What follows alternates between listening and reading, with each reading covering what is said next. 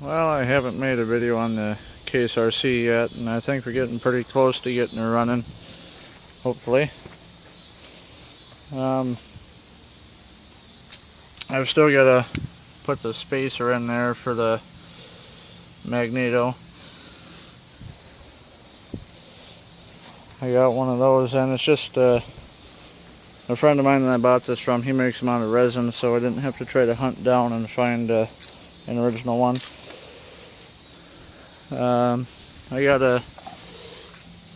got stuff to make new spark plug wires for it. These plugs in here are junk. They're the ones that were in the F20 when I bought it. They're pretty fouled out and rotten. I've cleaned them up a few times, and they're just, maybe you could save them, but it's not worth it to me anyway. So I got new plugs, and I got stuff to make wires for it. Gas line's a little funky looking here, but we just had to bend the shit out of it since I think when we put this fitting on, we forgot to cut it down to size, so we just kind of made it work. Last time we were trying to start this tractor, it seemed to work fine. It was getting gas. But the last time we tried to start this tractor, we made a completely dumbass rookie mistake in that we didn't change the oil, because it looked fine on the dipstick, but this tractor's been sitting for about 20 years or so.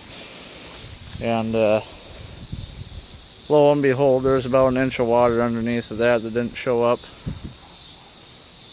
That, and whenever you're trying to start a tractor that's been sitting for that long, or if it's been sitting at all, you should probably just change the oil anyway. But because even if there isn't water underneath of the oil, the oil is going to be broken down so bad that it's not going to be worth anything anyway. One thing I still am not sure about it is this clutch lever. It doesn't push forward and lock like it's supposed to, but I've noticed from pulling this tractor that it does sort of work. I don't know if I could drive it like that or not, but we're hoping that once we start it up, we can mess around with it a little bit, and it might break free, but that might be something we'll have to look into. I need new tires. Those ones are a little shot. So I'll probably put new tires on it by next spring or so. Maybe some used ones if I can find some in good shape. But it's a 1936. My family's got a 37 RC out at our local threshing show. And that has the chicken roost steering that goes down the side here and has a little bit different setup for the front end, plus that one's a narrow front. I'm not sure if they made a narrow front for these ones with the over the hood steering, but most of the time when you see these, they always got the single front. I'm pretty sure this is all original paint except for on the rim here. It looks like it's been redone. It's fairly nice paint on the rim, I suppose.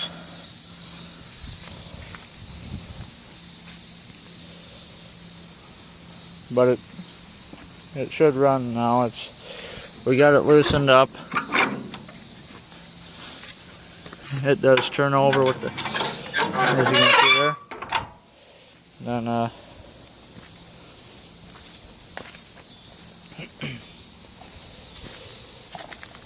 still got to add antifreeze to it and all that, and hopefully it doesn't have any leaks there. This hose is really old. It doesn't really look factory, but that's probably a good thing. It doesn't seem like there's going to be a spot where it leaks. All these frost plugs look okay. That one's a bit questionable in my eyes, but I think it should hold. Because all the rest of them seem to be fairly good. I guess we'll see when we fill it up and get it running, but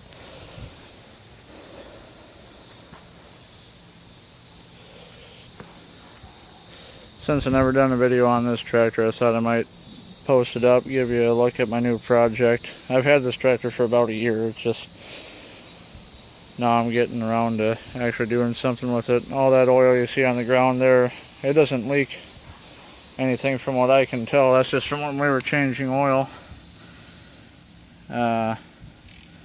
We didn't have a big catch pan, so when they dropped out that plate on the bottom, it kind of hit everywhere except that. So that's wonderful. These inspection plates here looks like they might leak, I don't know. I cleaned off this bit here to see if that one does or not, but it should be a fun tractor to get running, and I really hope that when we do, we find that it runs good. It was in my great-grandpa's collection for quite a while, and well, he probably didn't own it for very long.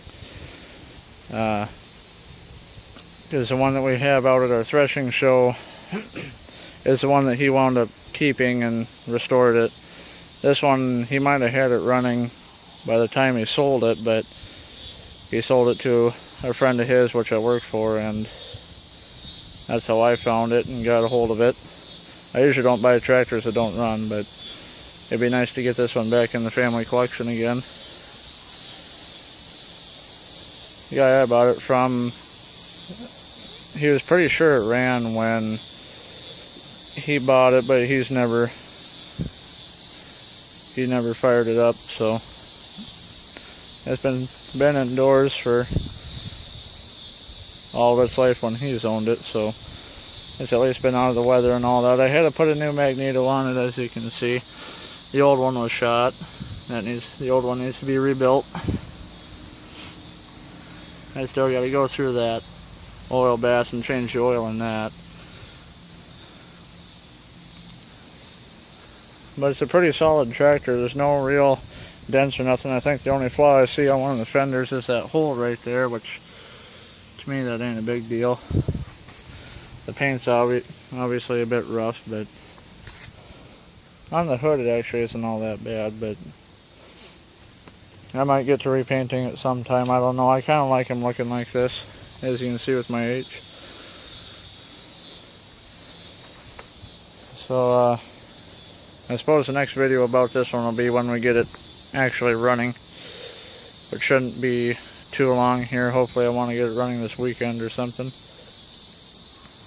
So, post video up then.